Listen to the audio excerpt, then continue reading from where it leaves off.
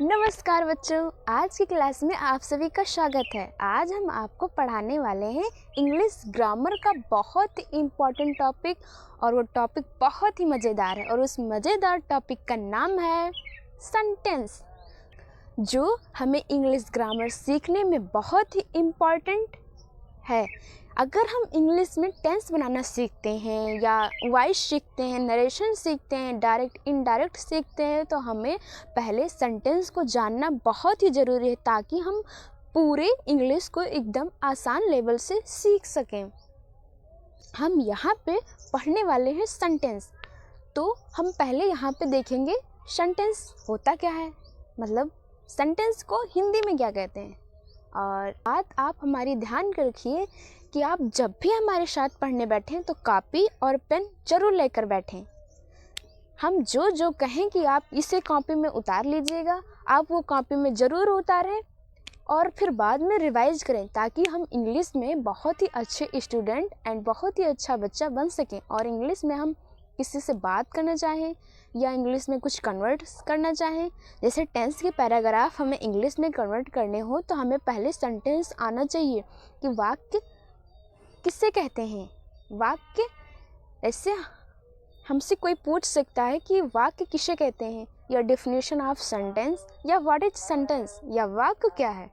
तो हम उसे एक बहुत ही अच्छा और सरल परिभाषा में कन्वर्ट कर सकते हैं। जैसे हम बता सकते हैं, जैसे हमसे कोई पूछ सकता है कि what is sentence, define sentence, definition of sentence, वाक्य किसे कहते हैं। तो हम यहाँ पे सबसे पहले सेंटेंस की परिभाषा लिखते हैं, फिर आपको समझाते हैं।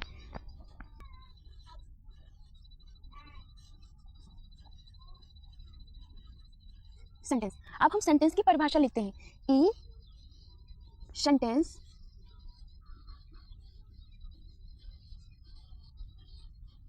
इज ए ग्रुप ऑफ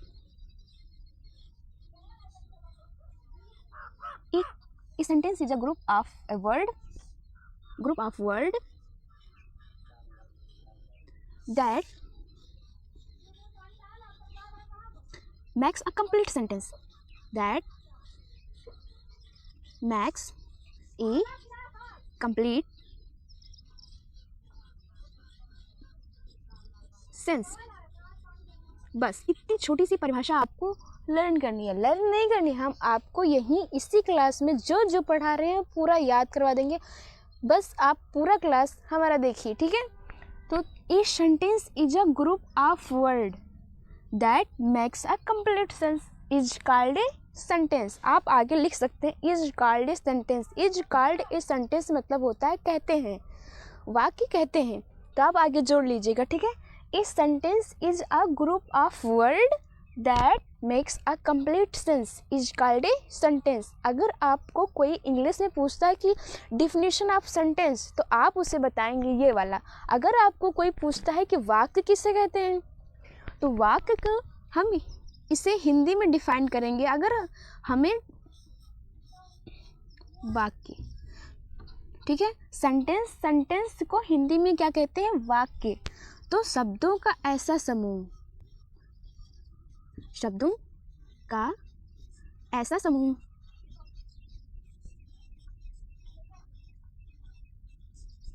जो पूर्ण अर्थ प्रकट करता हो,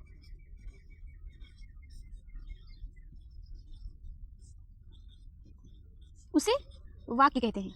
उसे क्या कहते हैं, वाक्य, ठीक है।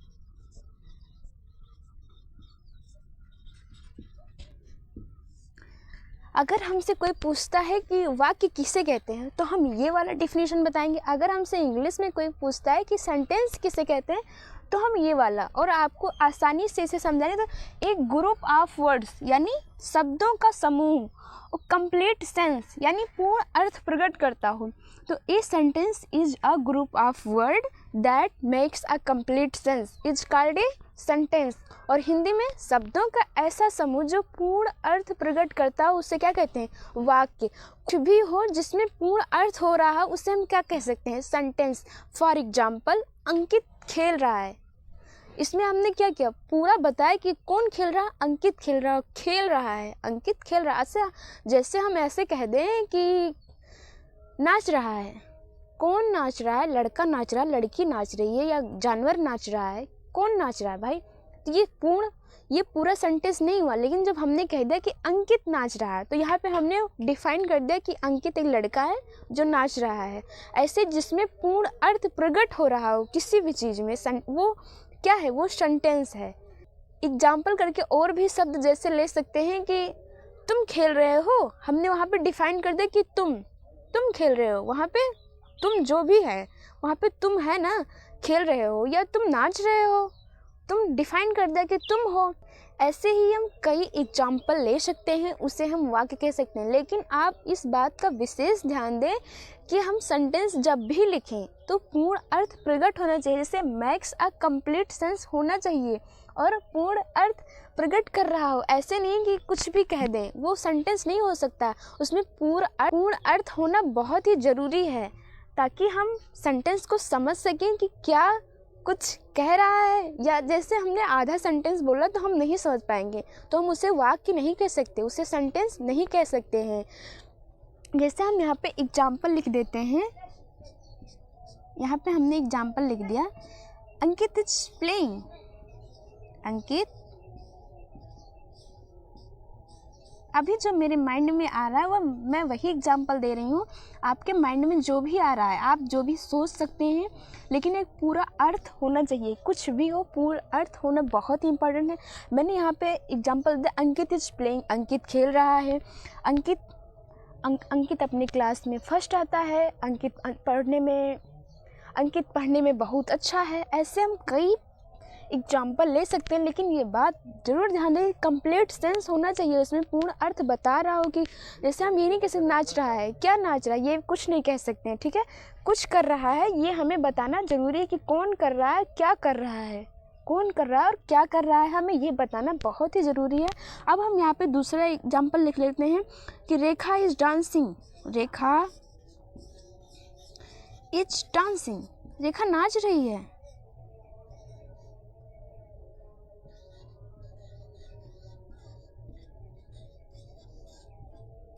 Divyansh is good boy.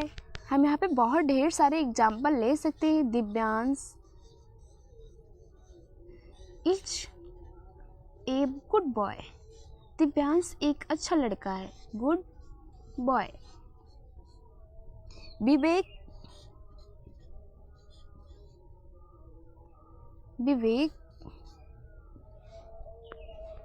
Is rich, Vivek is rich, Vivek अमीर है। या अंकित इज पुअर, अंकित गरीब है। ऐसे हम कई एग्जाम्पल्स ले सकते हैं और एग्जाम्पल्स के जरिए हम सेंटेंस को समझ सकते हैं। आप यहाँ पे ये नहीं कह सकते कि इज़ अ गुड बॉय, कौन गुड बॉय है, कौन अच्छा लड़का है।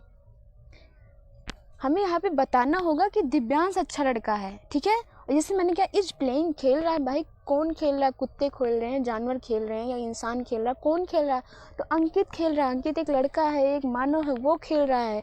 तो हमें ये सारे एग्जाम्पल्स के थ्रू हमें सारे एग्जाम्पल्स के थ्रू हम ये डिफिनीशन जो होती है वो आसानी से याद कर सकते हैं। आप आँख बंद करके एक बार मेमोराइज कीजिए कि हमें दीदी ने अभी क्या बताया है, मतलब किससे क्या रिलेट किया है। तो आप आँख बंद करिए। जैसे sentence is a group of word that makes a complete sense is called a sentence. और हिंदी में अगर कोई पूछ ले तो क्या कहेंगे, वाक्यों का ऐसा समूह या शब्दों का ऐसा समूह जो पूर्ण अर्थ प्रकट करता हो, उसे हम वाक्य कहते हैं। ऐसे ही आप जब पढ़ें तो उसके बाद में रिकॉल ज़रूर करें। रिकॉल मतलब मेमोराइज मतलब दोहराए ज़रूर आंख बंद करके कि हमें याद हुआ कि नहीं। मैं 100% कहती हूँ कि आपको क्लास में ही याद हो जाएगा। अब आप देखते हैं कि क्या सेंटेंस की कोई प्रकार भी होते हैं। जी हाँ, सेंटेंस जनरली 5 प्रकार के होते हैं। अब उसके प्रकार देखते हैं अब हम देखते हैं सेंटेंस के प्रकार। तो सेंटेंस जनरली 5 प्रकार के होते हैं जो हमने यहाँ पे अभी लिखा है, और आपको ये वाला कॉपी में ज़रूर उतारना है। आप सेंटेंस की परिभाषा उतार लीजिए और उसमें से एक एग्जाम्पल लिखिएगा, उसके बाद ये लिखिएगा, ठीक है। उसके बाद आप ये वाला लिखिएगा। तो सेंटेंस 5 प्रकार के होते हैं। पहले असर्टिव सेंटेंस, और असर्टिव सेंटेंस का एक और नाम है डिक्लेरेटिव। आपको जो अच्छा लगे आप उसे वो कह सकते हैं, लेकिन असर्टिव ज़्यादा बेटर है। तो assertive sentence and interrogative sentence, imperative sentence, exclamatory sentence और ऑपरेटिव सेंटेंस। तो सेंटेंस कितने प्रकार के होते हैं? 5 प्रकार के। एक बार और बता देती हूँ, आप लोग अच्छे से लर्न कीजिए, ठीक है। Assertive sentence, assertive, interrogative sentence and imperative sentence, exclamatory sentence और ऑपरेटिव सेंटेंस। बहुत बच्चे कहते हैं दीदी हमें तो इंग्लिश पढ़ना नहीं आता, तो क्या हम इंग्लिश ग्रामर सीख जाएंगे? हाँ, बिल्कुल सीख जाएंगे, आपको डरने की ज़रूरत नहीं है।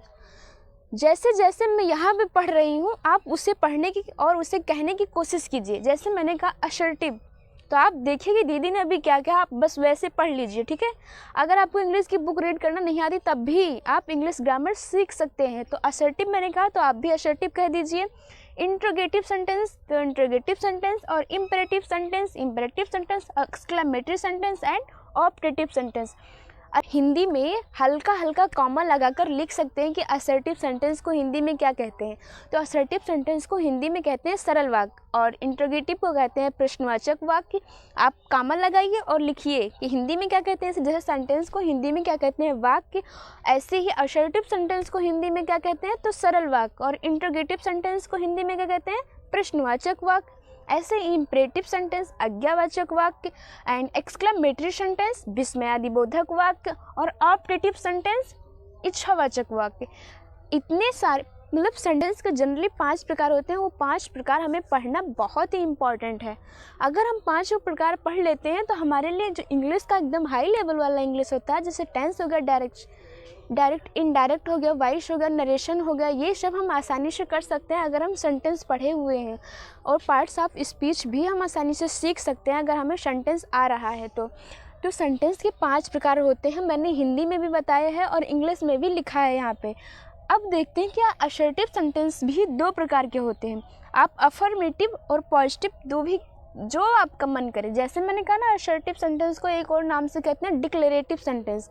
तो आप ऐसे ही असर्टिव सेंटेंस के जो टाइप हैं उससे अफर्मेटिव या पॉजिटिव, आपको जो मन करे, पॉजिटिव सेंटेंस कह लीजिए या अफर्मेटिव सेंटेंस, एक नाम आप जो भी, लेकिन याद दोनों रखिए, क्योंकि कभी कभी कोई पूछ सकता है कि डिक्लेरेटिव सेंटेंस किसे कहते हैं, तो आप भूल जाएंगे डिक्लेरेटिव तो मैंने पढ़ा ही नहीं है। तो असर्टिव सेंटेंस का ही दूसरा नाम है डिक्लेरेटिव सेंटेंस। वैसे ही असर्टिव सेंटेंस के टाइप में अफर्मेटिव का दूसरा नाम है पॉजिटिव सेंटेंस। उसके बाद दूसरा आता है निगेटिव सेंटेंस। तो आप इससे ज़्यादा बेहतर रहेगा कि आप पॉजिटिव और निगेटिव कह दीजिए, काम खत्म। और पॉजिटिव को हिंदी में कहते हैं सकारात्मक वाक्य। जो मैं बता रही हूँ आप अपनी कॉपी में साइड में लिखिए मेरे साथ। सकारात्मक वाक्य, और निगेटिव को कहते हैं नकारात्मक वाक्य, ठीक है। अब इंट्रोगेटिव जो प्रश्नवाचक वाक्य है वो भी 2 प्रकार का होता है, WH टाइप और S या नो टाइप, हाँ या नो। ये सारे WH टाइप हो जाएंगे। इससे एग्जाम्पल में which, how, who, why, what, ये सारे क्या हो जाएंगे? WH टाइप में आ जाएंगे। तो वही है WH टाइप। आप एक बार आप फिर से, जैसे मैंने इसको रिकॉल करवाया था सेंटेंस की डेफिनेशन को, वैसे आप इसे फिर से एक बार आंख बंद कीजिए और रिकॉल कीजिए। तो सबसे पहले हमने क्या पढ़ा? Assertive sentence. असर्टिव सेंटेंस का दूसरा नाम क्या है? Declarative sentence. उसके बाद इंट्रोगेटिव सेंटेंस, उसके बाद इम्पेरेटिव सेंटेंस, उसके बाद एक्सक्लामेटरी, एक्सक्लामेटरी के बाद ऑपरेटिव। अच्छा, ऑपरेटिव को हिंदी में क्या कहते हैं? इच्छावाचक। और इम्पेरेटिव को आज्ञावाचक, एक्सक्लामेटरी को विस्मयादिबोधक। ऐसे आपको याद होना चाहिए।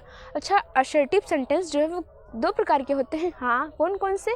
Positive sentence and negative sentence. और कोई सेंटेंस के टाइप में 2 प्रकार का होता है? हाँ, इंट्रोगेटिव वाला भी 2 प्रकार का होता है। कौन कौन से? WH टाइप एंड यस या नो टाइप। अब हम क्लास यहीं पे आज ख़त्म करते हैं, नहीं तो क्लास ज़्यादा बड़ी हो जाएगी। अब इस सारे की परिभाषा हम सीखेंगे कल की क्लास में, कैसे क्या होता है, इस सारे की परिभाषा और विथ एग्जाम्पल हम सीखेंगे कल की क्लास में। अगर आपने पूरी वीडियो देखी हो तो कमेंट में ज़रूर बताएं कि आपको वीडियो कैसी लगी। धन्यवाद बच्चों, bye bye and take care, अपना ख्याल रखना।